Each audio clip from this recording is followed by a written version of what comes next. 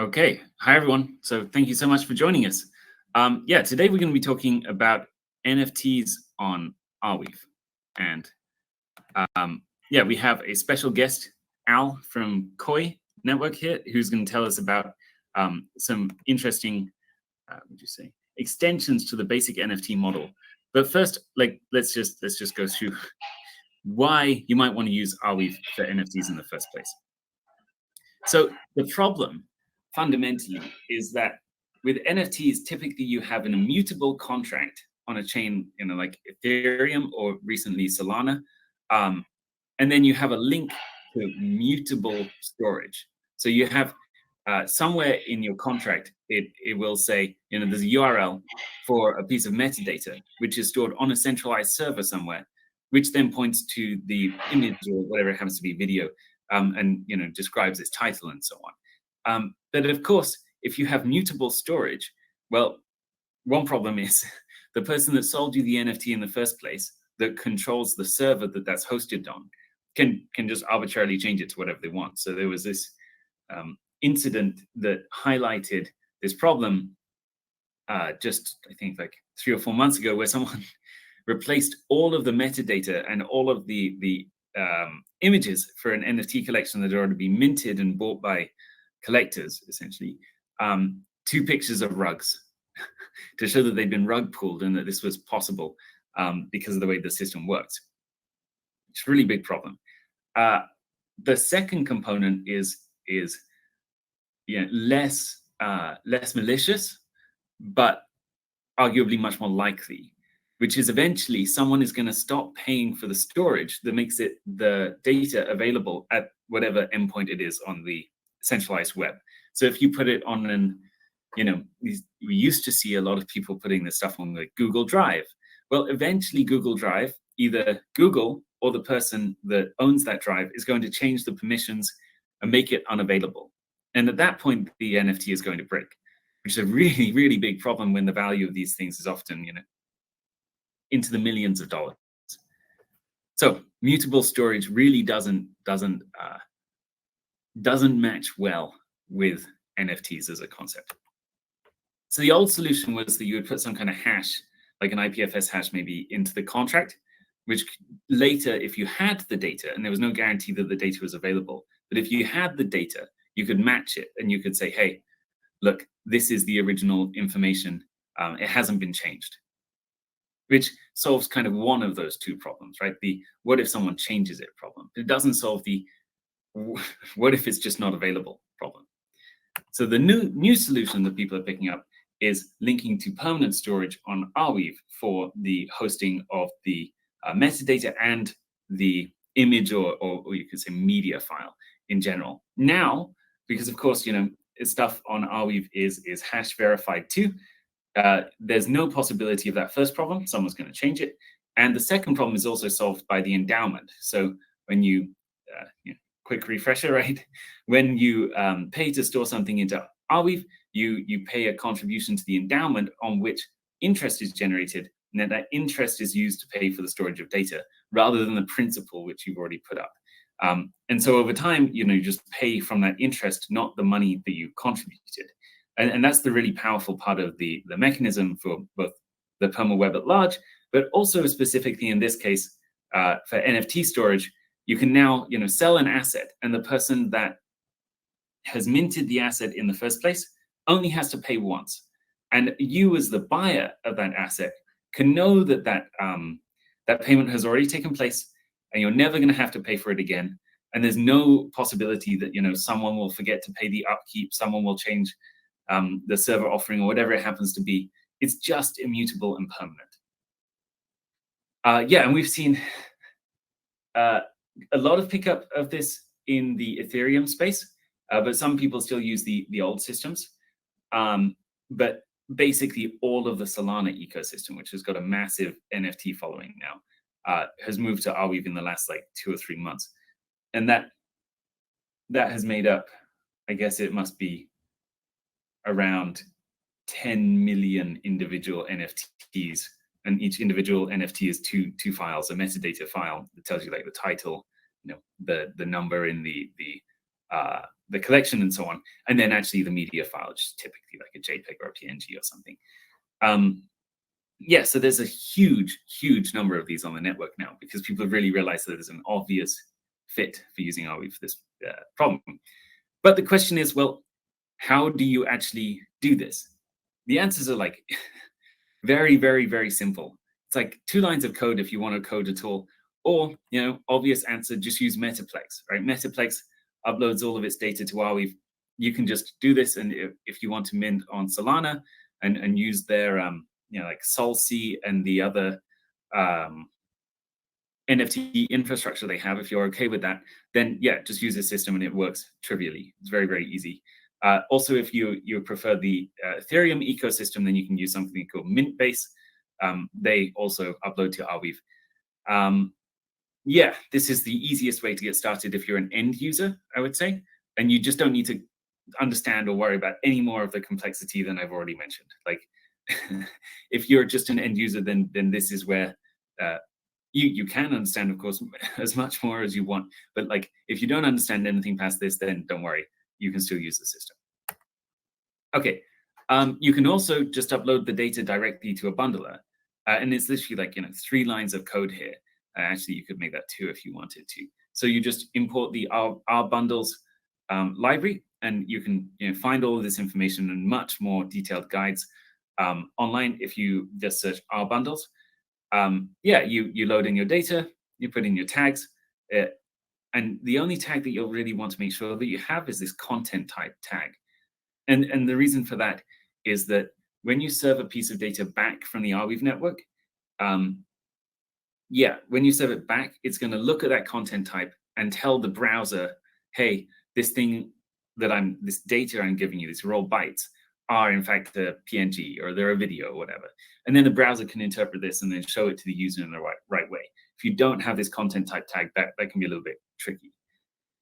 So yeah, it's like 2 lines of code, and then you just send this to a bundler, and there's examples of how to do this online. I wouldn't try and copy it down now, but it's very simple. You can integrate it into your applications that way. Simple and effective. Another way to do it is if you already have the data on IPFS, then you can use the IPFS plus Arweave or Arweave plus IPFS bridging layer, which basically makes the data available data stored in the Arweave available via IPFS. And then you can go to this website, ipfs2arweave.com, and you can, with a single post request, you can go post stroke permapin stroke, and then the IPFS hash. And it will go find the data from IPFS. And if the data is available, it will download it, put it into an Arweave transaction, which triggers the bridge and exposes that data again to IPFS. And so now you've got like a decentralized pinning system inside IPFS. Big caveat with this is that because of the way IPFS works, we can't incentivize those bridges. So you're kind of relying on the goodwill of someone to run a bridge. And there's nothing we can do to fix this, unfortunately, although we would like to. Yes, so those are the core options, I would say, if you are putting the smart contract on a separate chain.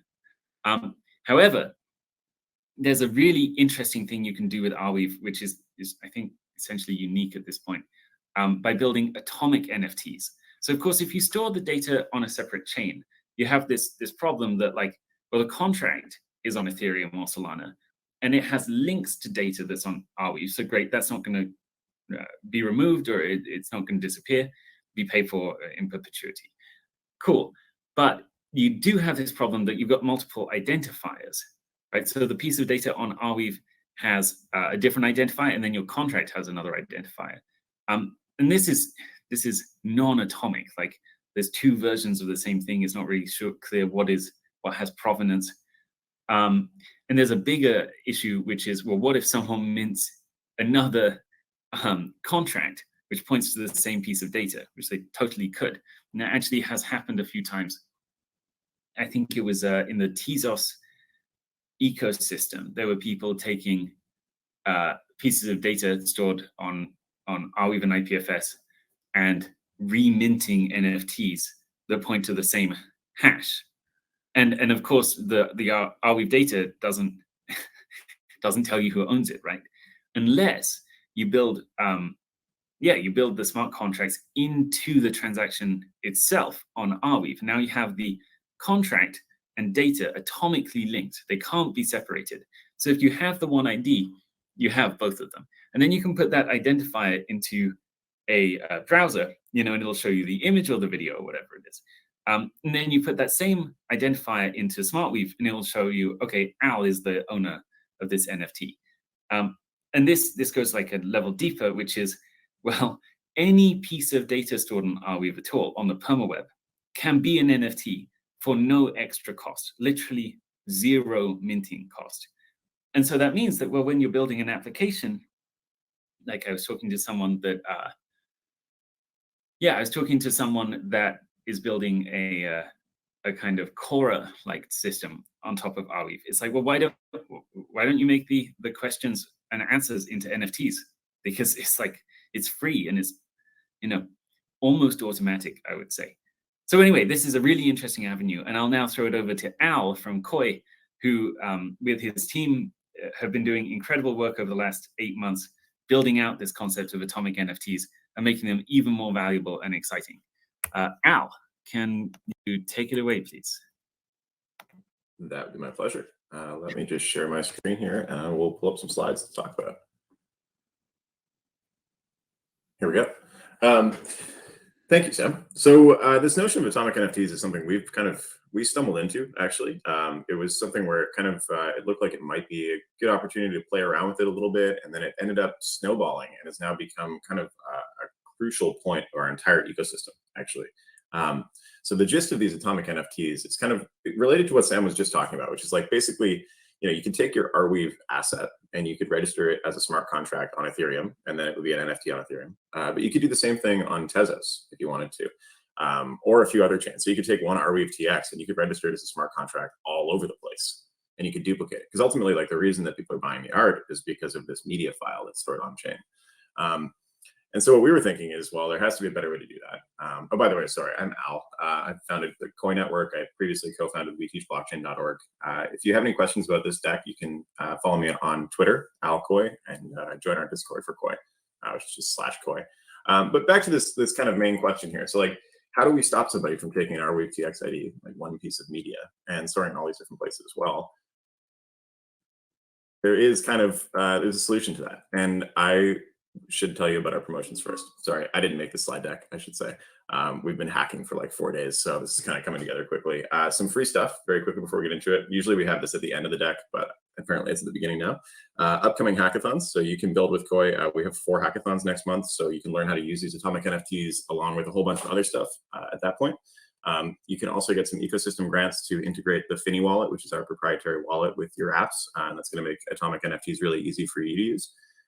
You can also, if you upload NFTs yourself using any of our apps, then you will get attention rewards every time somebody looks at them. So that's actually the only way to mine KOII tokens. And then finally, you can get lots of NFT drops. In this talk, I'm going to show you guys kind of how to make some atomic NFTs with the example of these atomic zombies that we've just launched. So to give you an idea, these zombies are dynamic, which means that they change over time. They're constantly evolving. They're also intentionally designed to be cross-chain compatible. So we mint them once on Arweave, and then we've created a way for us to move them over to Ethereum to be listed on OpenSea. We're working on adding that functionality for all the other blockchains where they have large exchanges. And then the final thing about these that's really cool is they're actually dynamic in the form of attention as well. So they evolve over time in one direction in terms of just, you own them, but also if you give them more attention, then they're going to change even more. And I'll give you guys a demo of that in a little bit. I want to say quickly, though, that this entire thing is entirely only possible because of Arweave. So without the ability to store lots of data on chain, you could never create these kind of complex assets. And the thing about these atomic NFTs that's really exciting is that they basically give you the ability to earn your kind of ownership of your content online. So if we were to turn the entire internet into these atomic NFTs, then you would be able to own every photo you post to Instagram, every photo you post to Facebook. And if anybody ever had a question about it, it would be there on chain proving that you owned it. And then the other thing about them that's really cool is they're a lot easier to get into than anything on Ethereum. So this is like kind of a common thing with Arweave in general. You've got HTTP calls so that you don't need to write really complicated API requests or have RPC ports. And you also have the ability to write most of your smart contracts in JavaScript, which is spectacular. So KOII is meant to kind of tie all these things together. And there's a whole bunch of different pieces to KOII. The main thing we're going to focus on today is this atomic NFTs aspect. But just keep in mind that we also are working on decentralized app templates and a variety of other pieces, which will make these really useful for you. So these atomic NFTs, really the point of them is that you're able to store a lot of stuff on chain really, really efficiently. So you can store the smart contract along with the media file in one bundle. And then you can actually lock this in and you can make sure that nobody can change it. And you can make it possible to transfer it to other chains as well. And so our thought is that every NFT should actually be stored on Arweave first and then listed to other exchanges afterwards. So I'll give you the steps here to kind of deploy one of these. So the first step, which we'll go through, we're going to kind of step through these, but you can read the docs on atomicnft.com. This is an open source website that we've put together. So if you have changes that you'd like to do, or like if you'd like to help us moderate it, you can also actually go in there and change that. You can leave a pull request, or you can even ask and we'll make you a moderator. You can also get the Finny wallet, and that's going to give you lots of KOII tokens and ARD. So you can go to our faucet, and then you're basically ready to go. Once you've got kind of your base set up and you know what you're doing, the first step is going to be to deploy all your metadata onto Arweave. And so the reason we do this is because it keeps the NFT payload very light. So we deploy all of the images first, and then we come back, we make our NFTs that are kind of the final piece. And then we actually write a JavaScript app. And we take this app and we compress it down into a single file, and we put that file in Arweave. And this JavaScript app is going to look through all of the metadata that we have and all the images that we have, and it's going to put them together to create this dynamic thing in front of us. And so without further ado, I will show you guys what this looks like. So we mentioned the Atomic Zombies website. I think probably before we go there, we want to check out atomicnft.com. So this is the documentation portal that we've made so far. This is basically designed to give you sort of an overview of what Arweave is, sort of the basics of how these contracts actually exist and why they're reliable. Once you go through that, though, you've got in the kind of second section here some basic function templates. And these are very, very similar to development on Ethereum. The caveat is that they are written in JavaScript. And this might initially seem very scary, but the thing about JavaScript is, it might not be a typed language, but it is very applicable for certain, certain types of use cases. It's very, it's very user friendly, and you don't really have any of the issues that you would have in other situations with running JavaScript. Also, for something like an NFT contract, it's not like we're trying to run like a large cryptocurrency exchange here. We're really just trying to make sure that this one asset has its properties updated over time, and so that can be a lot less. It can be a lot less of an intensive operation than you would need it to be if it was on Ethereum. So these are kind of the rough properties that you would need to have if you have one of these. We have a couple tips in here as well about how to use the Finny wallet, which could make it a little easier for you. The Finny wallet, if you guys can see it, is this pop-up that's going to appear here. And this is basically a list of all of my wallets, including one that's on Ethereum. And I've got all of my NFT assets in my gallery here. And so the point of Finny is to kind of give you one key storage tool so that you can actually upload and download these. So if you wanted to create an atomic NFT the really, really easy way, you can just click and drag a file onto here. And so it was in my Ethereum wallet for a second there, but it's switched back. And so if I grab, I've got a photo of my friend Deji here. So we can make a photo of Deji. We'll make it into an NFT. We'll say, and this is Deji's profile picture.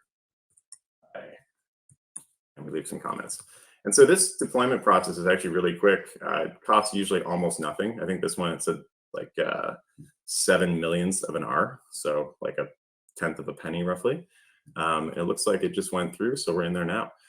So that's a really basic upload. That would just be a really simple one. But what if we wanted to do something a little bit more exciting? So if we go to Quit Out Rocks right now, and we look at the leaderboard, I think there's a few of our zombies that have kind of slipped through because we've been testing all weekend. Let's go over here for a sec. No zombies. Looks like they've hit them. Oh, here's one. There we go. So here is an atomic zombie. Wow, right? So if I click on this one, this is one of the early testing ones. So it might actually refresh and show us a new one. No, it's not going to. Maybe this one will. So the point of these zombies, I don't know if you noticed that these are different, or any of you watching might have noticed, but essentially each of these zombies has different layers of properties that are all constructed together. So there's about 50 different options for hats. There's about 30 different options for hair. They've got things like forks that get stuck into them. They've got different shirts and different faces and things like that. And these are all getting constructed together dynamically when people look at them. So this one, for example, has smoke in the background because a few people are all looking at it at the same time. This is a full app that's running essentially all on Arweave. And if you look at them on the Block Explorer, you'll notice that they're actually like very, very efficient to deploy. So these are actually only about, like I said, about a penny.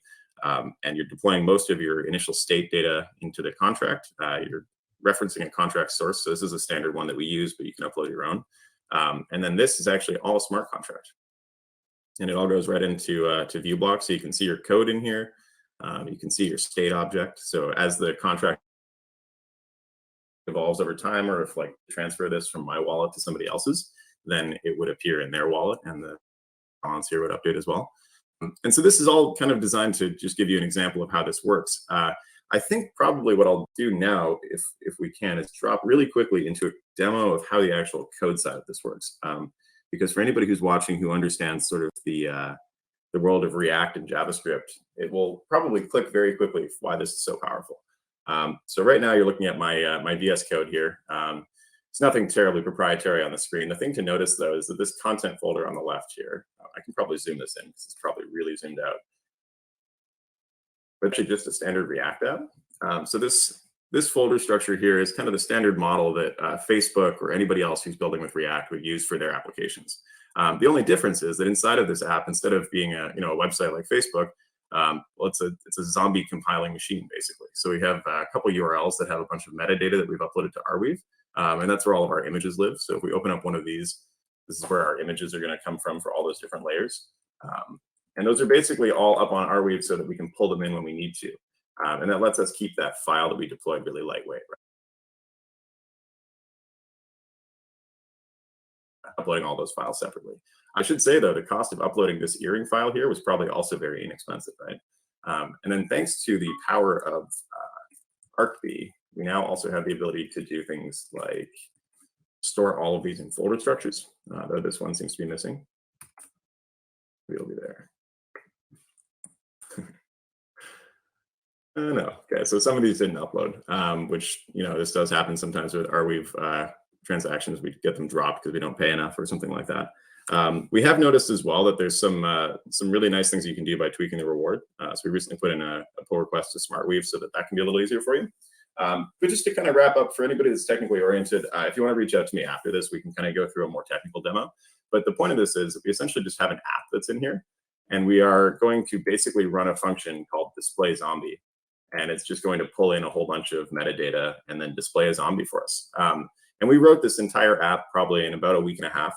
We deployed it up onto Arweave. And when it gets deployed to Arweave, though, it compresses it all down into a single file. So when we're putting it on Arweave, we just have this one giant file that is basically our, it's a bunch of JavaScript that creates this app.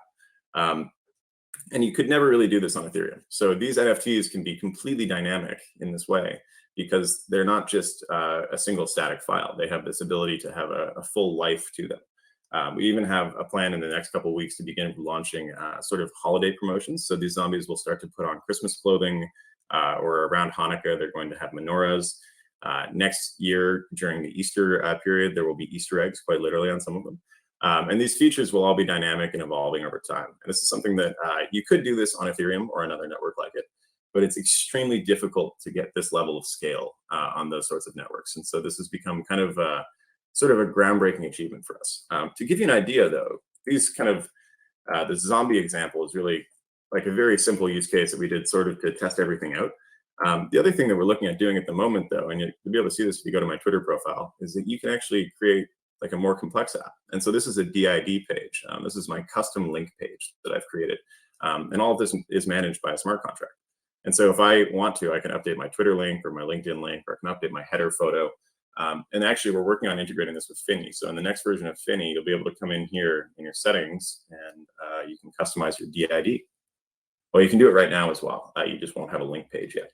But that should be coming out very soon for you if you'd like to try it out. So anyways, back to the deck here, because we kind of got a little off track. The things I would say is if you are going to try and build these sorts of things, it's really important to deploy all of your files using some tool like Arweave. This is going to be a lot more efficient usually because it's going to help you make sure that you're getting everything actually uploaded. In our case, what we do is we do a couple rounds of Arweave uploads, and then we provide fallback URLs. So if one of the files doesn't render, we just go back to a previous one.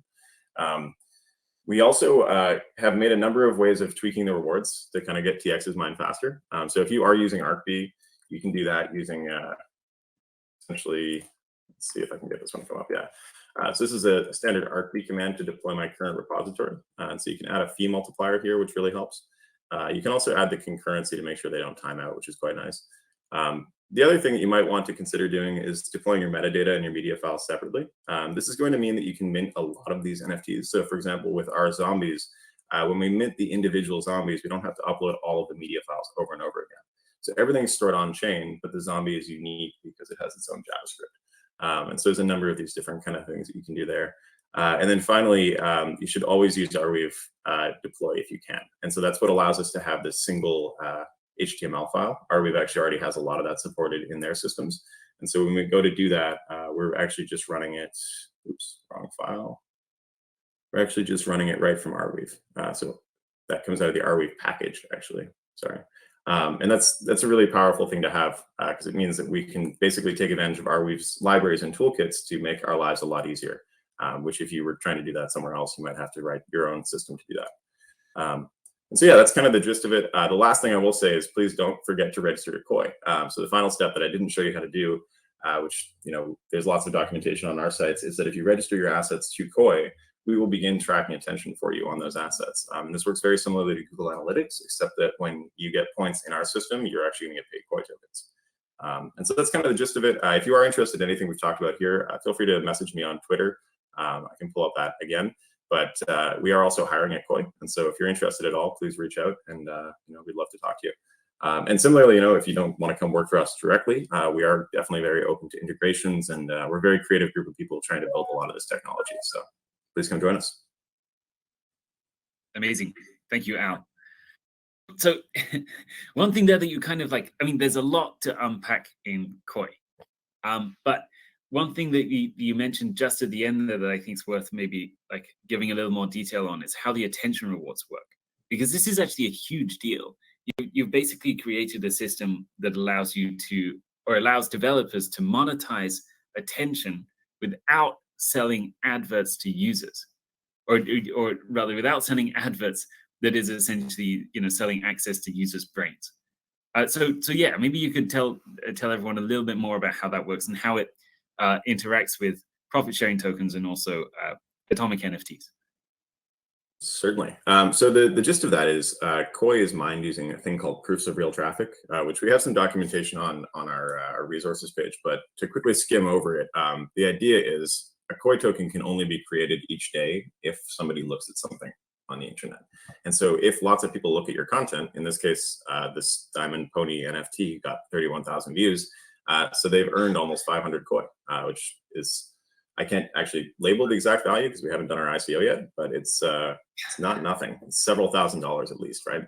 So this person's making quite a bit of money just by uploading content that they like. And we've had a number of artists that are really, really excited about this. They're creating their own collections and all that kind of thing. The cool thing about this, though, really, and the thing that we're implementing now is that you can also deploy an app on top of this.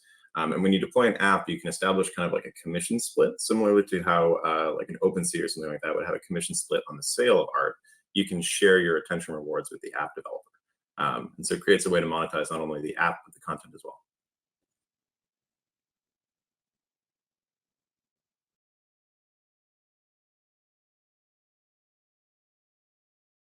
Oh.